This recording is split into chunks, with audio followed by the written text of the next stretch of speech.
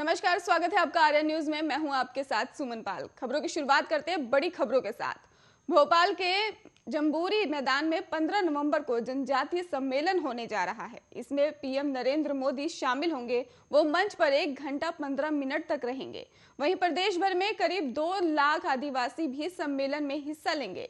राजधानी में पिछले 1.5 साल में ये पहला मेगा इवेंट है, इसलिए इस मेगा इवेंट के तरीके से हो रहा है और 5 डोम बनाए जा रहे हैं। आदिवासी के बैठने के लिए भी बड़े पंडाल भी बन चुके हैं। इनमें पर्दे लगाए जा रहे हैं और करीब 300 मजदूर जो है इस काम में लगे हुए हैं।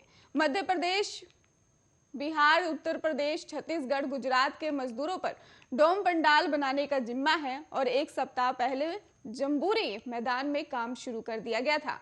इसके अलावा पीएम नरेंद्र मोदी और सीएम शिवराज सिंह चौहान के कटआउट भी बनाए जा रहे हैं जो पूरे पंडाल में लगेंगे। मुख्य मंच पर पीएम नरेंद्र मोदी के अलावा सीएम शिवराज सिंह चौहान और चुनिंदा नेता भी शामिल होने जा रहे हैं और पीएम के भाषण को अंतिम छोर में बैठे लोग भी सुन और देख सकेंगे। इसके लिए बड़ी एलईडी स्क्रीन लगाई जाएगी। कार्यक्रम स्थल पर ही 100 से ज्यादा स्क्रीन लगाई जाएगी। डोम और पंडाल 2 दिन पहले यानी 13 नवंबर तक बनाने का टारगेट भी रखा गया है।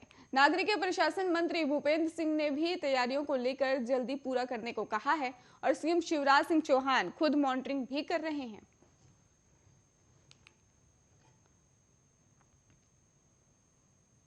छत्तीसगढ़ के मुख्यमंत्री भूपेश बघेल ने राज्य में पेट्रोल और डीजल की कीमतों को लेकर बड़ा ऐलान कर दिया है। उन्होंने कहा कि राज्य में पेट्रोल और डीजल की कीमतें पड़ोसी महाराष्ट्र, मध्य प्रदेश, उड़ीसा और तेलंगाना में मुकाबले में कम रखी जाएगी। इसके लिए इन राज्यों की ओर से जारी किए जा रहे ऑर्डर का अध्ययन किया जा रहा है।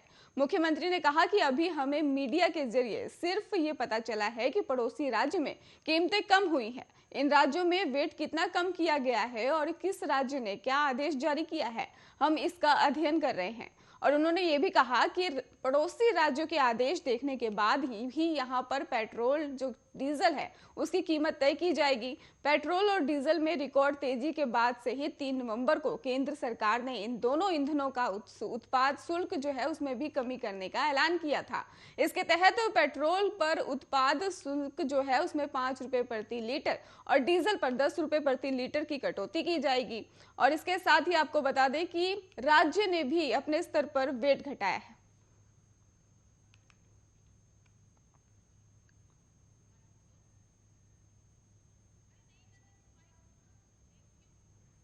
छत्तीसगढ़ के मुख्यमंत्री बघेल ने राफेल लड़ाकू विमानों की खरीद में कथित भ्रष्टाचार को लेकर केंद्र सरकार पर सवाल उठाए हैं।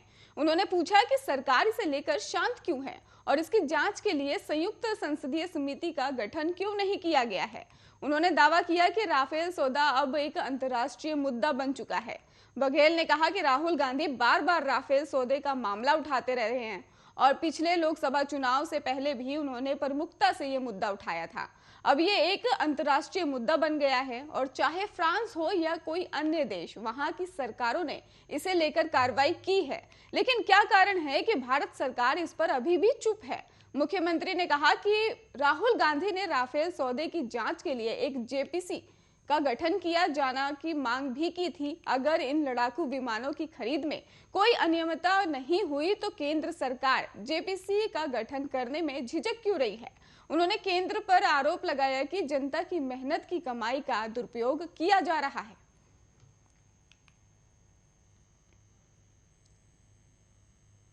अपने बयानों को लेकर सुर्खियों में बनी रहने वाली भोपाल से बीजेपी सांसद साध्वी प्रज्ञा ठाकुर ने एक बार फिर से विवादित बयान दे दिया है।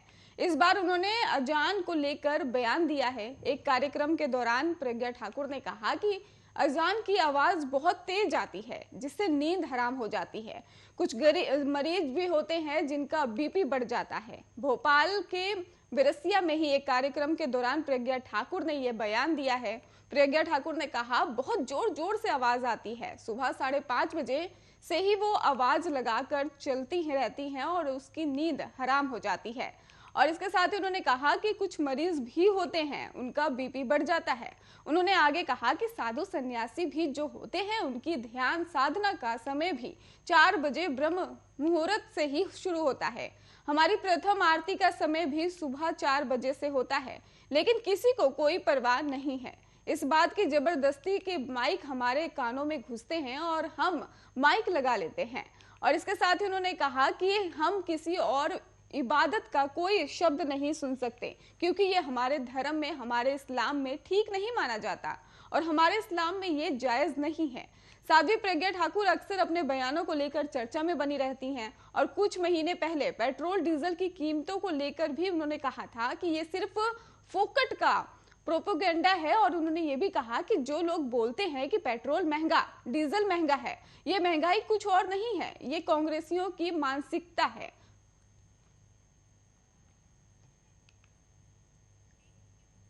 छत्तीसगढ़ के सुकमा जिले के लिंगनपल्ली में ही एक गोलीबारी में ही 4 जवानों की मौत का मामला सामने आया है, जहां पर आपको बता दें कि बातचीत के दौरान एक ऑडियो जमकर वायरल भी हो रहा है। इस ऑडियो में दोनों जवानों की बातचीत में 4 जवानों की मौत और 17 जवान घायल होने की बात की जा रही है। ऑडियो का जो सोशल मीडिया पर तेजी से वायरल हो रहा है, सुरक्षा महकमे में हड़कंप मचा हुआ है। ऑडियो को लेकर तरह तरह की चर्चा शुरू हो गई है। सीआरपीएफ कैंप में हुई गोलीबारी की घटना के बाद वायरल वीडियो को लेकर बस्तर रेंज के आईजी सुधर राज की प्रेस नोट टाइप कर सोशल मीडिया के माध्यम से इसे फर्जी बताया गया है। आईजी का साफ तौर पर कहना है कि जो ऑडियो वायरल हुआ है वो फर्जी है, पूरी तरह से भ्रामक है और इसमें कोई भी बात सच नहीं है। ऑडियो की जांच भी शुरू कर दी गई है और आईजी ने यह भी कहा कि उन्होंने खुद घटना स्थल का निरीक्षण किया है और पाया है कि घटना में 4 जवानों की मौत हुई है और 3 जवान घायल हुए हैं। उन्होंने बताया कि इस घटना से पहले बेरक में कोई पार्टी नहीं चल रही थी।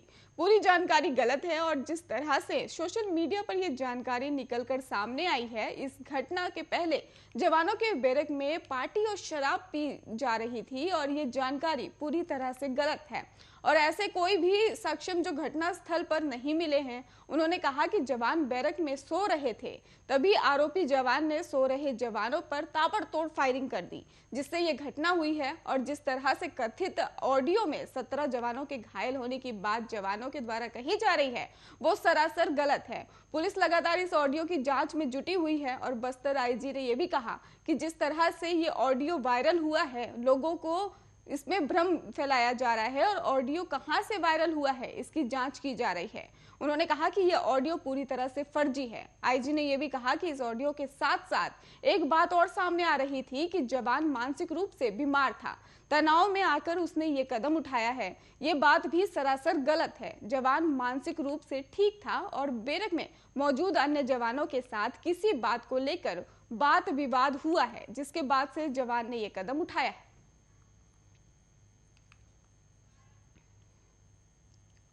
उज्जैन में न्यायालय विशेष न्यायाधीश की कोर्ट ने रेप केस में अहम फैसला सुनाया है। 16 साल की नाबालिग से 21 साल के युवक ने रेप किया। कोर्ट में पीड़िता बयान देने से मुकर गई तो वकीलों ने डीएनए टेस्ट की रिपोर्ट के आधार पर युवक को आरोपी साबित कर दिया और परिजन ने युवक की उम्र सिर्फ 21 साल होने का हवाला देते हुए कम सजा देने की मांग की है। इस पर कोर्ट ने कहा है कि अदालतों को न केवल आरोपी के अधिकार को ध्यान में रखना चाहिए, बल्कि बड़े पैमाने पर पीड़िता और समाज के हित को भी ध्यान में रखना चाहिए। अपराध की गंभीरता और सजा के मध्य उचित अनुपात रखना चाहिए। सजा की अपयारता से पीड़ित और समुदाय को बड़े पैमाने पर नुकसान पड़ सकता है। घटना जनवरी 2020 की बताई जा रही है और पीड़िता की मां ने यह भी जानकारी सामने रखी है कि उसने बेटी को अपने पोते को छोड़ने के लिए स्कूल भेजा, लेकिन ये शाम तक घर नहीं लौटी। शंका के आधार पर पुलिस में अपहरण की रिपोर्ट लिखा दी गई। अगले दिन जब बेटी लौटी तो उसने राहुल निवासी शाहजहांपुर पर अपहरण और रेप का आरोप लगाया। पुलिस ने राहुल को गिरफ्तार कर कोर्ट में पेश किया था। उप संचालक अभियोजन डॉक्टर साकेत व्यास ने भी बताया कि कोर्ट में केस की जो सुनवाई है के दौरान लड़की अपने बयान से पलट गई। सरकारी वकील का समर्थन नहीं कर रही थी और उस पर कोर्ट से अनुमति लेकर मामले में डीएनए टेस्ट कराया गया। रिपोर्ट पॉजिटिव आने के बाद अभियोजन अधिकारी सूरज पछेरिया ने पीड़ित की उम्र न्यायालय में 16 साल से कम साबित की है। इसके बाद आरोपी के वकीलों ने उसकी उम्र को ध्यान में रखते हुए कम से कम सजा सुनाए जाने की भी अपील की है, लेकिन सरकारी वकीलों ने इसका विरोध किया है। इसके बाद विशेष न्यायाधीश पॉक्सो एक्ट डॉक्टर आरती शुक्ला पांडे की कोर्ट ने आरोपी राहुल को धारा से ही उनपे एक्ट के तहत ही उनपे मुकदमा दर्ज करवाने की भी अपील की है।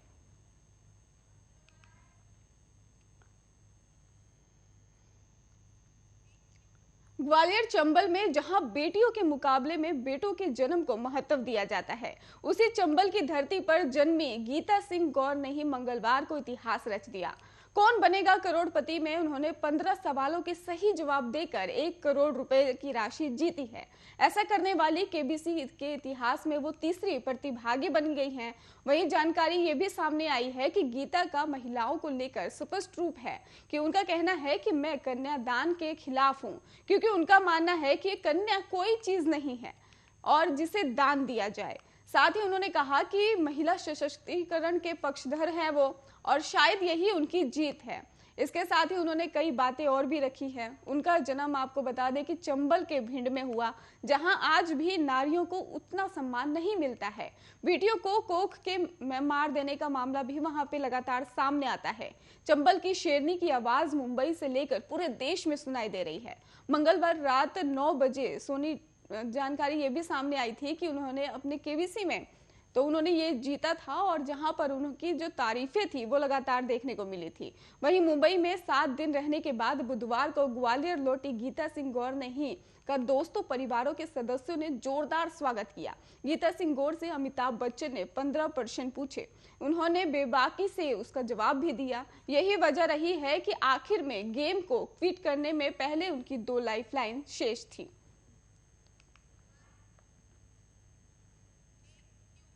ग्वालियर में एक कार मालिक ने खुद ही गुस्से में आकर पेट्रोल छिड़क कर कार को जला दिया। कार को फाइनेंस कराया गया था, लेकिन किस्त न भरने पर रिकवरी टीम ने कार को लिफ्ट करने का कहा था, और जब वो गाड़ी को लेकर जा रहे थे तो कार मालिक आ गया और उसके हाथ में पेट्रोल की बोतल थी। देखते ही देखते उसने कार में पेट्रोल डाली और आग लगा दी। चंद सेकंड में ही कार आग का गोला बन गई। आसपास दहशत का माहौल बन गया और घटना की सूचना मिलते ही पुलिस और दमकल अधिकारी मौके पर पहुंचे। हालात पर काबू पा लिया गया, लेकिन तब तक कार पूरी तरह से जल चुकी थी। घटना बुधवार शाम की बताई जा रही है। आपको बता दें कि अब पुलिस कार मालिक की तलाश कर रही है। ग्वालियर के गोला मंदिर भिंड रोड पर एक कार को कुछ लोग एक ऑटो से लिफ्ट कर रहे थे, और लोगों का कहना है कि एक फाइनेंस कंपनी से ये फाइनेंस कराई गई थी, लेकिन कार खरीदने के बाद एक बार फिर उसकी किस्त नहीं चुकाई गई थी।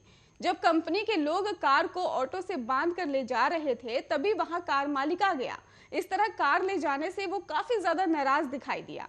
कार मालिक ने धमकाया, जिस पर फाइनेंस कंपनी के रिकवरी टीम ने कर्मचारियों ने मोबाइल पर उसका ऑडियो बनाना शुरू कर दिया और वीडियो भी साथ में ले लिया। जैसे ही रिकवरी टीम ने वीडियो बनाना शुरू किया तो कार मालिक, जो सिर पर टोपी और मुंह पर मास्क पहने हुए था, उसने कहा कि अब ले जाकर दिखा कार, और गाड़ी पर पेट्रोल की बोतल उड़ेल दी। और इसके साथ ही आपको बता दें कि इसके बाद कार में आग लग गई, और देखते ही देखते कार आग की लपेट में आ गया और आसपास जो है दहशत का माहौल देखने को मिला। लोग दूर खड़े होकर तमाशा देख रहे थे। वहीं लोगों ने वीडियो बनाना भी शुरू कर दिया। कार में आग लगती देख पास की फैक्ट्री के गार्ड ने तत्काल आग की सूचना पुलिस और फायर ब्रिगेड को दी, और दमकल की गाड़ी मौके पर पहुंची, और फिलहाल जो पुलिस है वो मामले की जांच में जुटी हुई है। इस समय पुलिस भी मौके पर पहुंची और घटना के लाइव वीडियो पुलिस को मिले हुए हैं, और कार मालिक के खिलाफ मामला दर्ज कर उसकी जांच फिलहाल की जा रही है।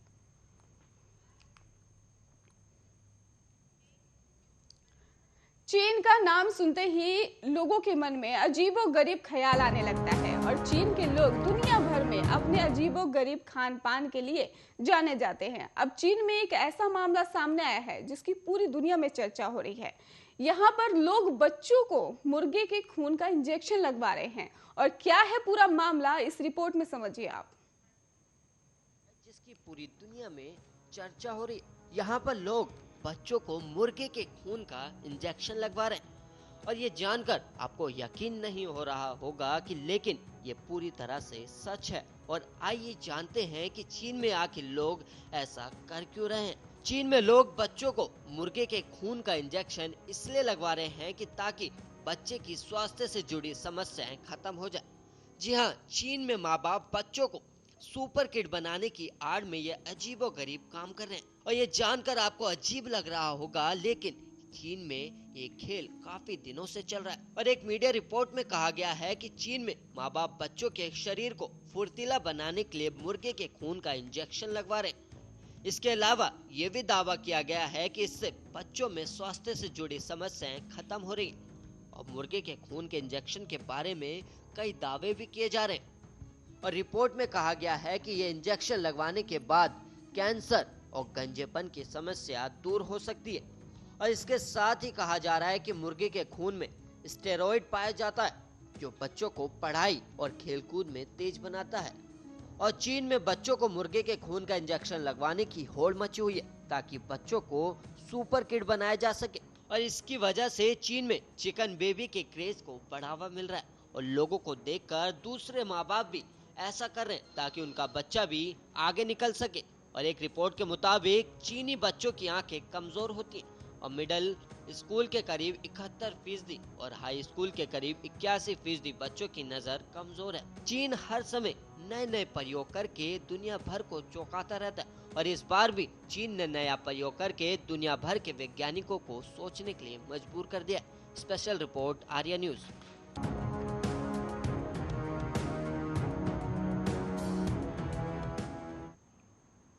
महाराष्ट्र सरकार के मंत्री नवाब मलिक और महाराष्ट्र के पूर्व सीएम देवेंद्र फडणवीस के बीच की तकरार अब उफान पर है।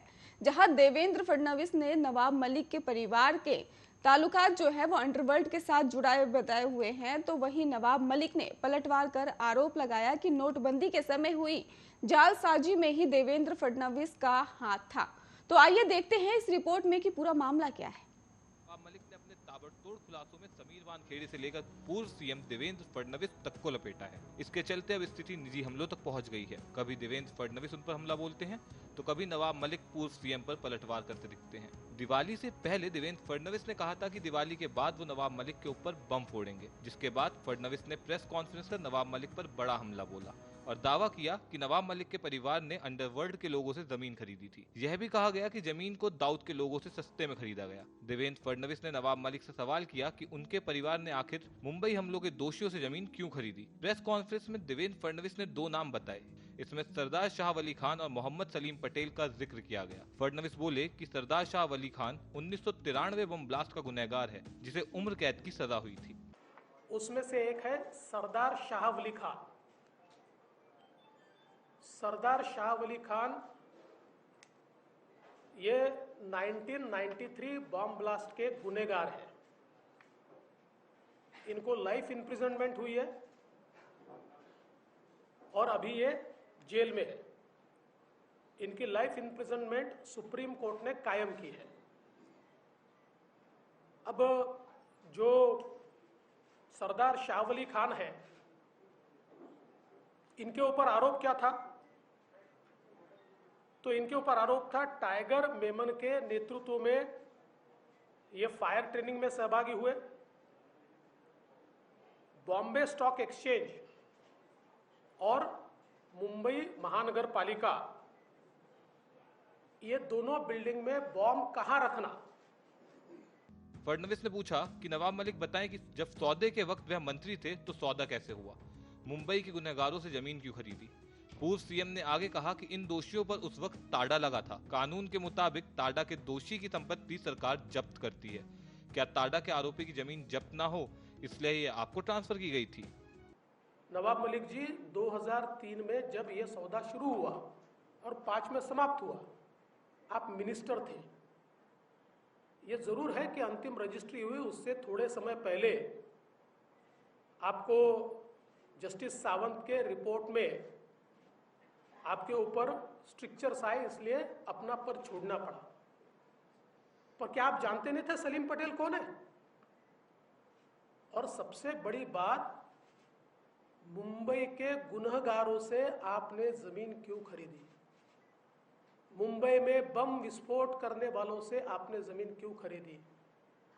और ऐसी कौन सी बात थी जिसके कारण ये मुंबई के गुनहगारों ने एलबीएस रोड पर 3 एकड़ की जमीन आपको 20 लाख रुपए में दे दी? सवाल ये उठता है कि इनके ऊपर टाड़ा था, टाड़ा उस समय, ये शायद बेल पर बाहर आए होंगे, इसलिए वो कर पाए, वो अभी उसमें असर्टन नहीं कर पाया। इनके ऊपर टाड़ा लगा था, और टाड़ा का अगर आप कानून देखें तो टाड़ा के कानून में टाड़ा का जो आरोपी होता है या कन्विक्ट होता है, उसकी सारी प्रॉपर्टी सरकार जब्त करती है। उसको सरकार जब्त करने का प्रावधान है। तो क्या यह टाड़ा के आरोपी की प्रॉपर्टी जब्त न हो, इसलिए फिक्टिशियस कंसिडरेशन के ऊपर आपको ट्रांसफर की गई? एनसीपी नेता नवाब मलिक ने तुरंत ही पलटवार करते हुए कहा कि महाराष्ट्र के पूर्व मुख्यमंत्री देवेंद्र फडणवीस के खिलाफ वो बड़ा खुलासा करेंगे। इससे पहले उन्होंने ट्वीट किया कि उनकी नींद खो गई है, अब चैन खोने का वक्त आ गया है, मिलते हैं सुबह 10 बजे। उन्होंने कहा था कि वह देवेंद्र फडणवीस के खिलाफ बड़ा खुलासा करेंगे। नवाब मलिक ने प्रेस कॉन्फ्रेंस कर बीजेपी नेता देवेंद्र फडणवीस और राज्य में रही उनकी सरकार के दौरान किए गए कामों पर प्रेस कॉन्फ्रेंस में निशाना साधा। नवाब मलिक ने कहा कि एनसीबी अधिकारी समीर वानखेड़े को बचाने की कोशिश हो रही है। वहीं उन्होंने देवेंद्र फडणवीस की तरफ से लगाए गए सभी आरोपों को खारिज करते हुए बीजेपी नेता पर ही आरोपों की झड़ी लगा दी और यह तक कह दिया कि फडणवीस जाली नोटों के धंधे को बढ़ावा दे रहे थे और उनके इशारे पर मुंबई में उगाही हो रही थी। उन्होंने यह भी आरोप लगाया कि दाऊद के करीबी रियाज भाटी को देवेंद्र फडणवीस का संरक्षण हासिल था। फडणवीस की ओर से मुंबई धमाकों के आरोपी से जमीन खरीदने के आरोप पर नवाब मलिक ने कहा कि उन्होंने कानूनी प्रक्रिया का पालन करते हुए ही जमीन खरीदी थी। कल महाराष्ट्र के प्रतिपक्ष नेता, विरोधी पक्ष नेता सम्माननीय देवेंद्र फडणवीस जी ने कुछ मुझ पर आरोप लगाए थे और उसका कल ही मैंने खुलासा किया। लेकिन कुछ अधिक जानकारी मैं देना चाहता हूं। जो देवेंद्र जी ने कहा कि आपके मंत्री रहते हुए सलीम पटेल के बारे में आपको जानकारी थी कि नहीं? 2005 में मैं मंत्री पद पे नहीं था। एक दूसरे पर बम और हाइड्रोजन बम फोड़ने वाले कोई और नहीं, महाराष्ट्र के दो दिग्गज नेता हैं। इन दोनों दिग्गज नेताओं की लड़ाई में कौन सही कौन गलत, ये तो वक्त आने पर ही पता चलेगा।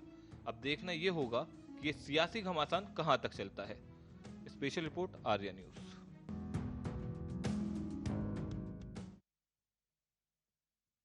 आप देखते रहिए आर्या न्यूज।